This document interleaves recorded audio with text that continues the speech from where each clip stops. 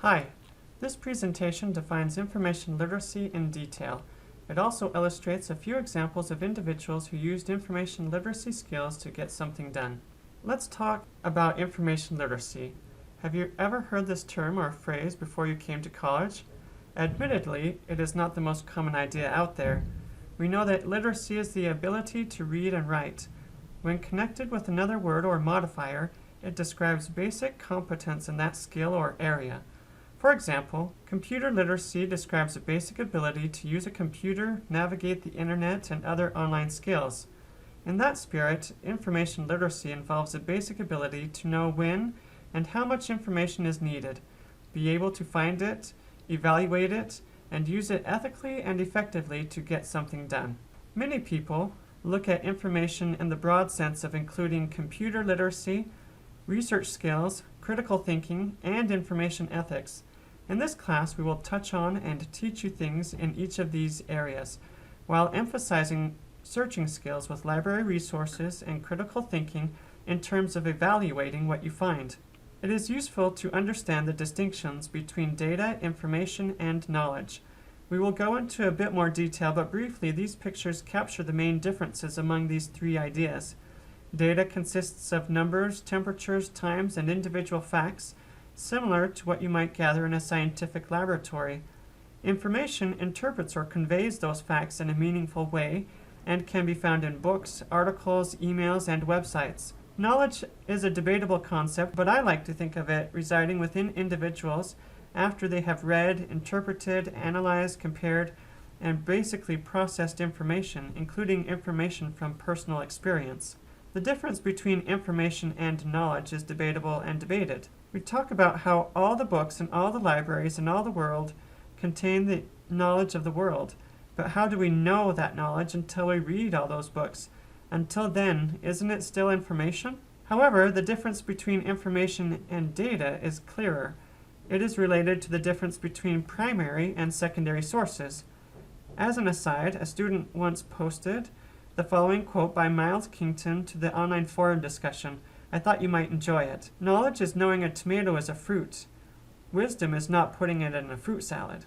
Primary sources are sources directly associated with their producer and the time period in which they are created. Secondary sources, on the other hand, are analyses and interpretations based on primary sources. Let's think about the data historians collect and work with regularly, such as dates, times, places, and people's names.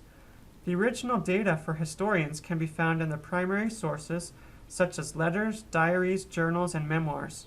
Every academic discipline also has its history, so they all have letters, emails, memoirs, journals, websites, etc. to help them write their own history. In the humanities, the data may consist of the character names, the settings, the plots, the authors' names, etc. that can all be found in the text. For example, in the Harry Potter books, Hermione, Ron, Harry, Voldemort, magic horcruxes, spells, and potions are all part of the data, as well as the recurring plot line wherein the evil wizard Voldemort keeps trying to kill Harry in nearly all of the novels. In the social sciences, data is collected with surveys, opinion polls, and case studies. For example, a telemarketer may want to know how you might vote on a particular issue and ask a number of questions. Your responses would be part of the overall data of everyone's responses. What kind of data might a scientist gather in the laboratory? Controlled laboratory experiments often look at things like time elapsed, measurements, temperatures, and so forth. All of this data goes in the notes.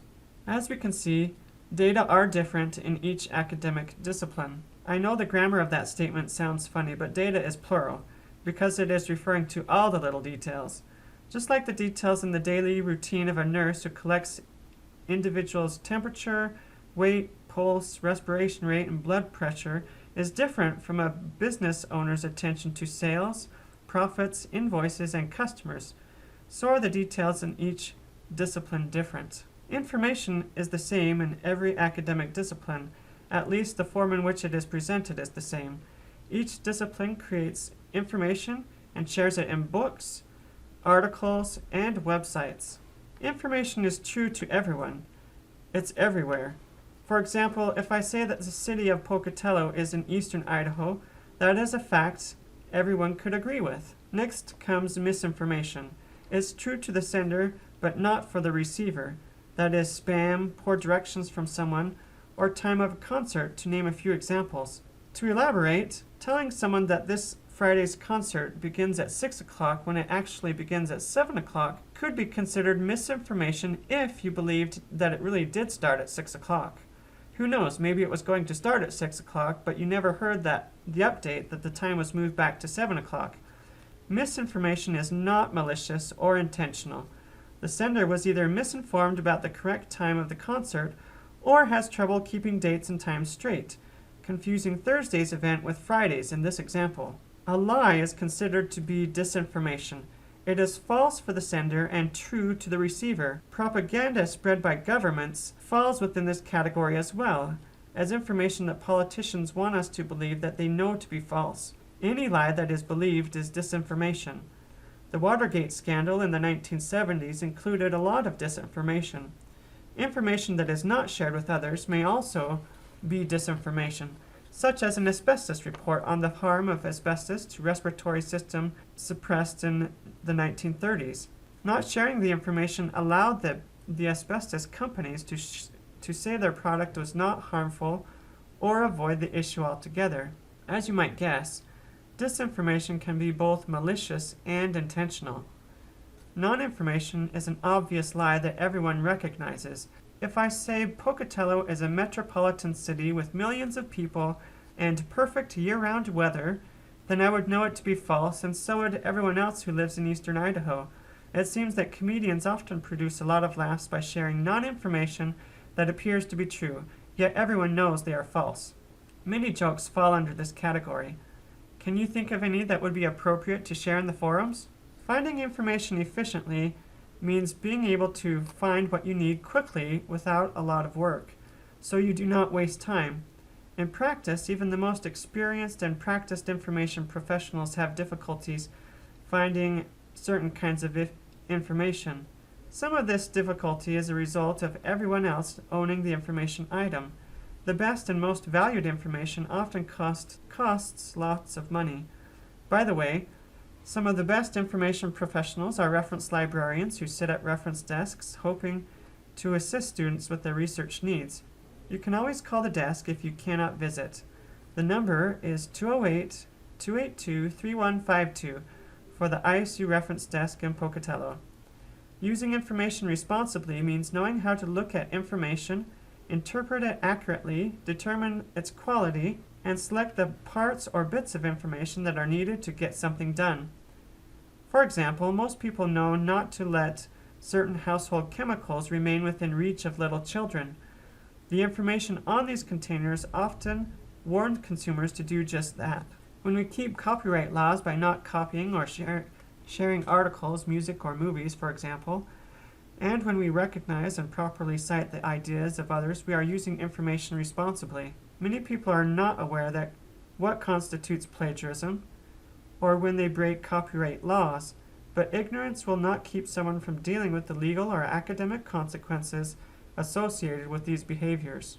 Documenting information accurately is a way of sharing that information, so other people can also find it and use it. We will give you practice in each of these areas throughout the semester. Mastery of these skills does not come in a day, but with continued practice. So be patient with yourself and don't give up. One of my colleagues divides information literacy into 3 main parts, with other points below these. I usually like to separate them into 5 categories, but I still think it is useful to review these 3 main parts. First comes efficiently finding information needed, which includes 3 smaller parts. Articulating a need means finding out and being able to explain how much and what kind of information is needed. English instructors usually define this for students by setting assignment requirements that say how many sources, pages, or types of information are needed. Finding and searching retrieval tools involves knowing where to go to get answers. In college, that might mean searching databases and library catalogs. Finding information resources means finding and recognizing the books, articles, or websites when you see them in the databases or on the bookshelves in the library. Responsibly using information Found means not only knowing information rights, but also knowing information responsibilities. This means evaluating and understanding the information appropriately. If we cite an older source, then we should justify why we think the information it contains is still relevant. Accurately documenting information used translates into citing and referencing information resources so that others can find them and reconstruct the research. Sharing the correct information about the resources we have used with others will increase our credibility and give proper acknowledgement to the original authors. College professors appreciate a well-documented list of references. When finding information, it is important to know the extent and nature of information needed. Another way of saying this is that before we sit down to search Google or an academic article database, we should understand what we are looking for and how much of it we need. Do we need a scholarly article, or will an article from a national newspaper be enough? Do we need 5 articles or just 1?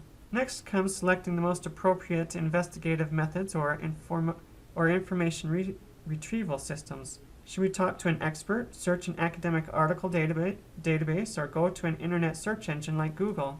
To find information, we can construct and implement effectively designed search strategies. Think about keywords and connecting them with special commands called Boolean operators. Also consider talking to a librarian or professional in the field to learn where they would go to find the answers. Retrieving information online or in person using a variety of methods involves knowing how to find organized information resources. Refine the search strategy if necessary. Our first attempts often do not work perfectly. Trying different searches may bring back even better search results. Finally, when finding information, we must extract, record, and manage the information and its sources. Keeping track of what you find is not always easy, but taking the time to print, save, or make notes may very well save you time later. Assignment 1 asks that you illustrate a time in your life when you have used information literacy skills. Let me model this for you. I have a fence around my backyard that needs to be stained or painted every few years, or it starts to look gray and run down, similar to the fence in this picture. When I see the fence looking more weathered, then I know it's time to paint it again. This is part of the articulating a need portion of information literacy. It involves knowing when you need information. Taking time to think about how much paint and what kind of paint is also part of this step. If I do not know the answers, then I need to identify some information resources that have the answers. Personally, I like to talk to people to find my answers. So I like to go to the hardware store and talk with employees who have experience doing these kinds of projects themselves. People can be information resources. They can sometimes tell me things I need to know. With projects like these, I often feel like a fish out of water, so it does not hurt to ask them, what else do I need to know that I have not considered yet? At the store, I can look for the paint section. Knowing that a hardware store is organized into lumber, paint, lawn, hardware, and other sections is helpful, so I know what to look for when I get there. Understanding that indoor and outdoor paints are generally separated from one another is also beneficial. If I keep information or old paint cans from the last project, then I can just look for similar labels with the semi-transparent cedar paint I need. As a consumer, I understand that anything in the store is for sale, so I have a right to buy the paint I choose, as well as pick the quantity or number of cans. Incidentally, as citizens in our country, we have the right to access information as a result of the Freedom of Information Act. As a responsible consumer, I should read the label on the paint cans and follow any instructions they have. I should evaluate the information they provide, so if it says to apply when outdoor temperatures are between 50 and 90 degrees for best results, that is when I should paint the fence. In the academic world, we use information wisely when we consider the authority, the accuracy, the currency, the purpose, and the relevance of the information we are using. We avoid using information that is outdated if we are working on an issue of current interest. This semester we will talk about the theory of documentation, which includes knowing the 2 parts of documentation. Citing information in the body of your writing is one part of documentation, while documenting the full information about a source at the end of the paper is the second part. There are 3 citation systems, one of which uses parenthetical statements in the body of writing. There are 4 reference formats. MLA and APA style formats are representative of 2 such formats. On this slide, we will discuss the 5 information literacy competency standards as they are defined by college and research librarians. We have talked about the first one. It is about determining the nature and extent of information needed. Second, the information literate student accesses needed information effectively and efficiently. In some places, you may see that the third standard is divided into 2. Information literate students evaluate information and its sources critically and incorporate selected information into one's knowledge base and value system. In other words, they pick out the most relevant pieces of information for later. Fourth, an information literate student uses information effectively to accomplish a specific purpose. Sometimes I think this 4th standard should be the 5th one because the 5th one explains how an information literate student understands economic, legal, and social issues surrounding the use of information and uses the information ethically and legally. This information should be taken into account while using information to get something done. In another effort to illustrate the 5 main parts of information literacy, please indulge me as I explain a personal experience of my own. I like the idea of making homemade presents for my children. My dad did that a lot, it seemed, when I was growing up, and I want to become more experienced making things. This last Christmas, I wanted to make something for my kids. In my childhood, we had a homemade Chinese checkers board, and I thought that was something I could do. I asked myself, what do I need and how much? First, I needed a board, so then I wondered where I could get one. I have a friend who works at a cabinet making shop, and they sometimes have scrap wood. Before asking him, though, it seemed like a good idea to think about the size of board I needed, so I guessed. After Christmas, my friend and I finally met, and he was able to give me a board with the dimensions I needed. To this point, I have illustrated the first standard of what kind and how much information I needed. Next, I need to plan how I would make it into a Chinese checkers board. Going to Google seemed like second nature, so I entered keywords like Chinese checkers board pattern, or the Smart Search function supplied the keywords so that I could click on them as I typed them in. The first result looked very promising. It provided the dimensions for the board, so I measured the board we had cut. Fortunately, we had a ruler with metric measurements. My friend said we could always add to the board to make it bigger if we needed, but the dimensions were good, so I moved forward. This part focuses on standards 2 and 3. Searching for and evaluating information effectively and efficiently. In reality, the 5 parts of information literacy often intermix with each other because evaluation occurs with every step of the process. After finding the information, I read the instructions, printed out the pattern with my beautiful wife's help, taped the 2-page pattern to the window to line up the circles. The standard 8.5 by 11-inch piece of paper is too small for the pattern. Secure the pattern to the wood board with tape and began punching holes into the board with a nail and hammer. Dozens of holes later, I was done. Next came the drilling part. With the holes in the board, I knew just where I needed to drill. When I tried using the wide drill bit, however, it did not work. Apparently, the drill bit I selected only widens already started holes and does not really make new holes. That is where the project stands today, as of this recording. I need to either go buy a different drill bit or see if I can borrow one that works better from a friend or family member. This slide illustrates incorporating selected information into my knowledge base and also using information to get something done. True, my project is not technically done, but it is partially. Hopefully you can illustrate a project or thing you have finished that required you to understand what and how much information you needed, required you to search for information, demanded evaluation and incorporation of the information you found, and then you made a decision, completed a project, or bought something. Remember to say that you did the thing you set out to do. This is one of the standards. Number 4 or number 5, depending on your preference. Here's the board I have that still needs to be drilled, sanded, and sealed. Did you realize that I left out one of the standards in my illustration? Standard 4 talks about the understanding of social, economic, and legal issues surrounding the use, creation, and sharing of information. In my example, I relied on a friend to get my hands on a board of wood. Sociologically speaking, this dependence did not really work out very well because Each of the times I texted my friend did not work for coming to get the wood, so that delayed my project.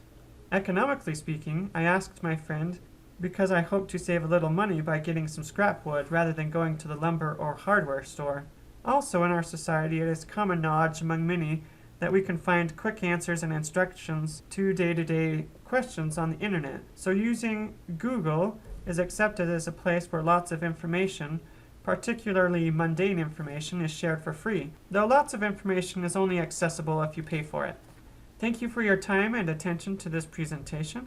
Keep in mind that when you illustrate a time in your life when you used information literacy skills in your own life, that you do not need to go into as much detail as I have, though you do need to write 2 to 3 paragraphs that cover all the 5 main standards as outlined in the information literacy document. Let us know if you have any questions, otherwise we will see you in the forums.